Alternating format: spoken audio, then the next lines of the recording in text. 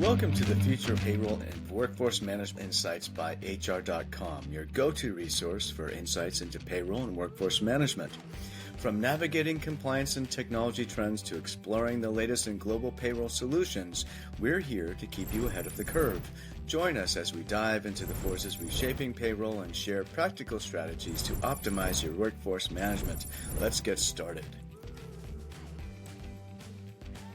Well, hello everyone, and welcome to the latest episode of Future of Payroll and Workforce Management, a podcast here at HR.com.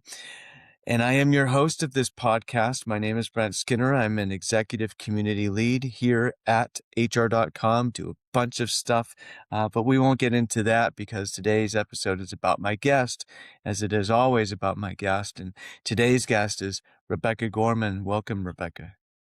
Thank you. Pleasure to be here. Oh, yeah, absolutely. The pleasure's all mine. Thank you so much for agreeing to do this episode with me.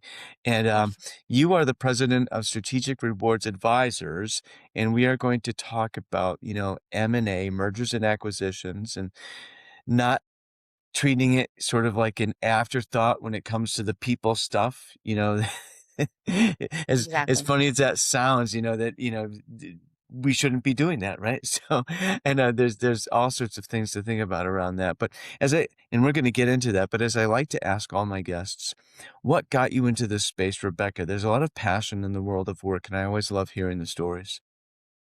So I discovered it. I started out after graduate school. I did investment and economic research for institutional investors. So like a fund manager at Fidelity might have questions that would lead them to invest in a particular stock. And so I would do all the research on the Bloomberg machine and et cetera. So I did that. And then I moved into HR research at the Hay Group. And the folks across the hall in Total Rewards were buried. And they needed somebody with good analytical skills to help them. And so I helped them, really liked it. It wasn't the culture to cross practices there. So I got a great gig over at Mercer and went there. Oh, And then cool. from then on, I focused on compensation and benefits. Wow, that's cool. That's cool. Mercer, that's a great name. That's really cool that you were Yeah. there. That's wonderful. Yeah, yeah. That's a great story. And and it's funny how people kind of fall into this in various ways, in this Yeah. profession. I always love hearing Few that stuff. seventh graders are like, I want to be a compensation analyst or I want to run to. Yeah. Yeah, yeah, we hear about that. I've, on another episode of the podcast, I had a guest who said, um, you don't choose payroll chooses you. And it was Fair. kind of yeah, like, it's true. Like a lot of people fall into payroll as well. But anyway, let's get into this topic, so the title of this is Stop Treating M&A Like a People Stuff Afterthought. And it's all about engaging HR during the target stage. So total rewards, due diligence strengthens the go or no-go decision. And that's really sort of the premise here today. And let's get right into it. I have a question for you, Rebecca. We've talked about this previously. At the target stage of M&A, what are the non-negotiable total rewards red flags that should influence a no-go decision? What are the red flags? So many of these things are things that finance should pick up on or development or strategy, but that HR can dive deeper into and really expose some risk. And those are like the largest financial item I can think of would be an underfunded pension. If you're acquiring a company or merging with a company in another country that treats pensions like a defined benefit plan when you're looking at it as a defined contribution plan, then it's just important to make sure that you have a full understanding of the law relative to funding and that you're prepared if you have to after you acquire as a U.S. issuer that if PCB AOB requires you to invest an additional several million to get it to be funded because it's effectively an American company, then you have to contemplate that in the calculation. So things like that, it's just making sure that those things are reviewed and assessed, because if they're not, they can turn a profitable deal into an unprofitable one. And the other one I would say is compliance. Mm. And I think that that's an area where it's not really finance or development's job to know what are the labor laws in these other countries. And they're moving so rapidly around pay transparency and pay equity, or even um, personally identifiable information exposure and the rules, for example, in the UK. And you can't take a laptop that has employee information on it across the border uh, without express permission of each one, which, of course, folks who aren't in HR aren't going to think of things like that. But these are all things that just identifying the exposure uh, in those areas is critical, because having to rectify problems, once you've assumed ownership of an entity, you own the problem and you have to fix it. So you're on the hook. Wow. Wow. I was going through flashbacking through my entire, life, wondering whether I'd taken a laptop across, out of the country with, I didn't know about this. I mean, there are also kind of like union constraints and retirement liabilities Oh, and yeah. pay equity. Yeah. Yeah. Generally, those things should be pretty apparent in the financial disclosures. Certainly, if you're acquiring another U.S. entity um, that's unionized, uh, that information should be pretty available. There's always a possibility that it's not, but finance is going to get to the bottom of it and look into that. Um, the black holes tend to be companies that are maybe small private companies, niche, or companies that are in other countries that have unique laws. So, for example, pay transparency in the EU.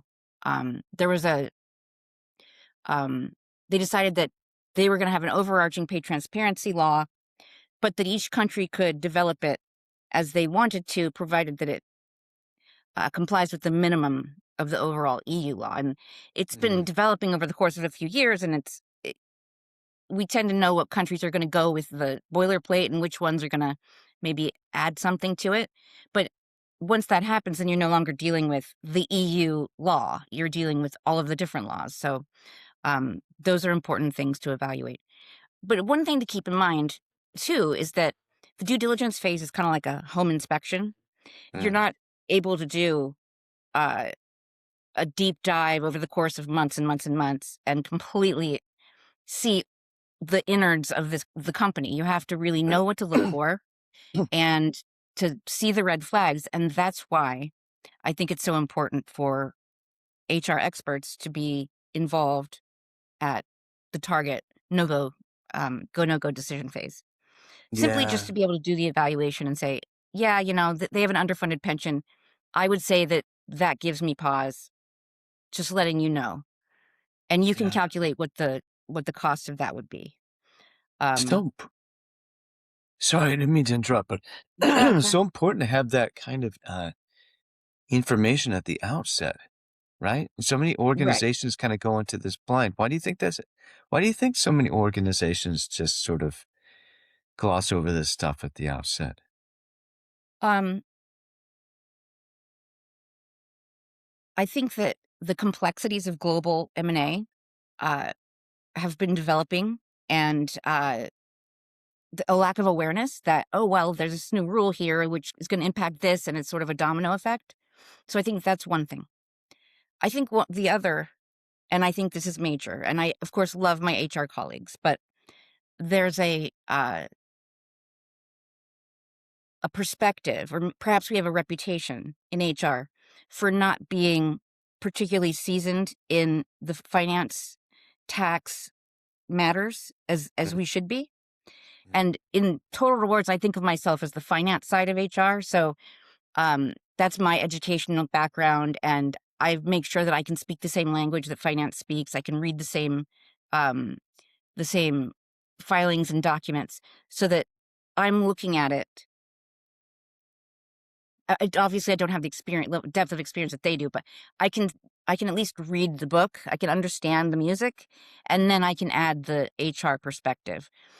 And so I think that with finance and operations, thinking we need to create synergies, we need to grow, we need to expand into a new territory or new country, whatever the case may be, that's what they're focused on. They see that as the strategic priority, and all we'll just the HR piece will sort itself out. Mm, And they're not really keen on involving at the onset because HR doesn't get it. They don't understand. And I mm. think that's an unfair assessment because HR and total rewards, especially, is very sophisticated at large companies and mid cap companies that are doing these mergers and acquisitions. But so it's about developing trust and earning credibility in HR. Um, so Yeah. Yeah, there's a lot HR has a lot of work sort of to do to kind of, to present itself or convince leadership that, hey, we have some value. We know what to do in these situations and you should be involving us. I want to switch gears a little bit here because you talk about, developing a scorecard and that sort of thing for side by side benefits comp comparisons. Which factors do you weigh most when you build a scorecard for that kind of thing in M&A? so well, so as I said, you're only able to do a barely moderate dive. It's not a really deep dive, and you're trying to identify things that are sticking out that really are liabilities. So you're not going to be able to do a benchmark assessment company to company necessarily, um, down to the level, because then you'd have to map over job architecture, et cetera. But if you can look at the salaries, the pay levels relative to comparators in the same space, so same country or city, same industry, same size, whatever the right comparators are, ensuring that it's market competitive on its own, Mm, then that should give you confidence that it's probably not going to be um, it's probably not going to be a huge detriment to acquire it, unless you have a one firm strategy where you want to bring them up to the same levels. Let's say they're drastically different headquarters in the US versus um, uh, an office in Asia, for example. mm. So I would say that yes, you want, and also if you're really going to do a merger and you're not going to, uh, I was about to use the phrase "get rid of," but that's really not. That's a rough way of putting it. Yeah. Um, you're not going to eliminate groups of people or departments that you really want to integrate.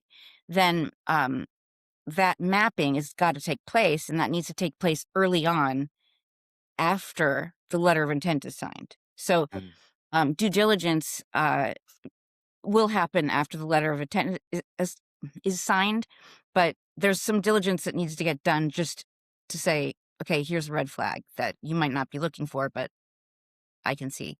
Does that make sense?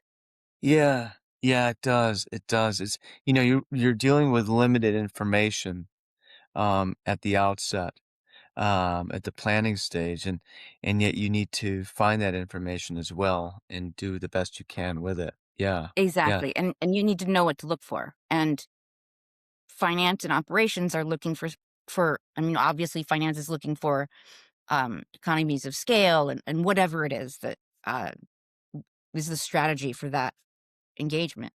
And operations is looking for synergies and whatever it is for the operations.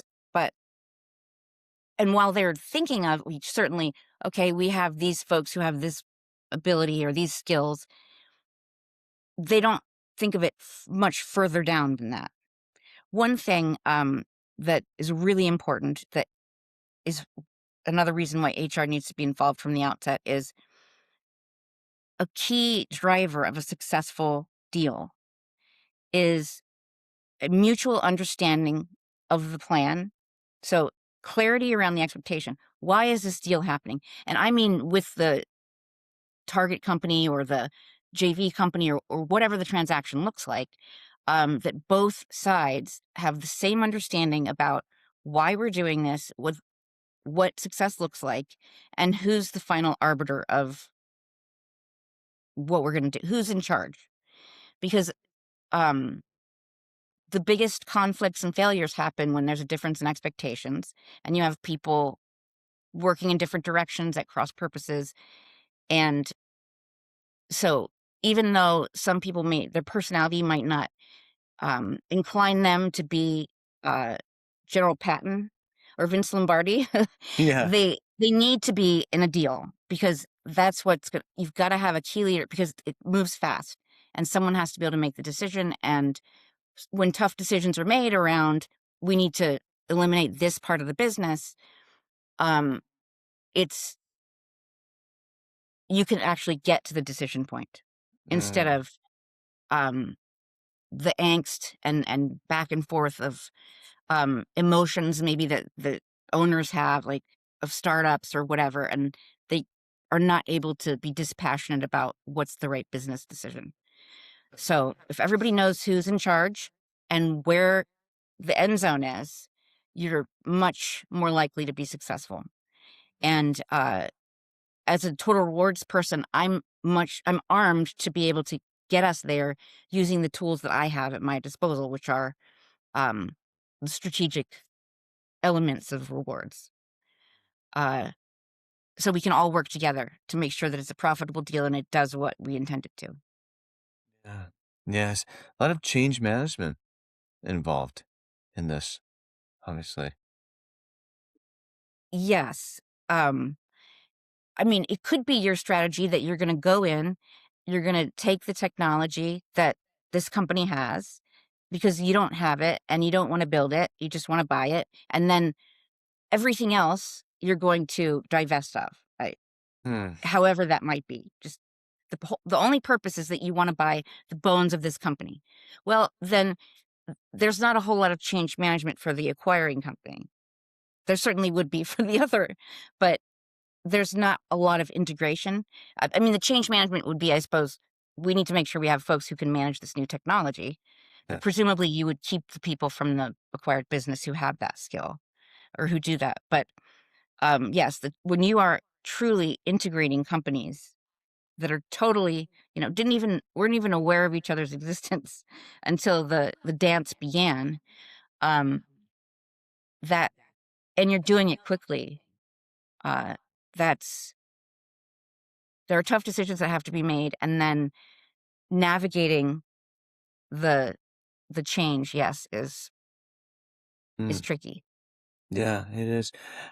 What's sort of an ideal integration timeline in communications cadence to minimize confusion when it comes to Oh boy. this? Um, Early and often. Yeah. Yeah. Using various modes. So the timeline in terms of how long it takes depends on the size of the deal and the what the intent is of the deal. So you could do it really quickly. I mean, the FDIC swoops in and acquires failing banks in a matter of days. Um, but that's an entirely different animal from a company that's trying to grow inorganically by acquiring a company that's in another country they want to be in, or that has a technology they want to have that they don't have, or that has the gurus in a particular um, subject matter or tech that they want.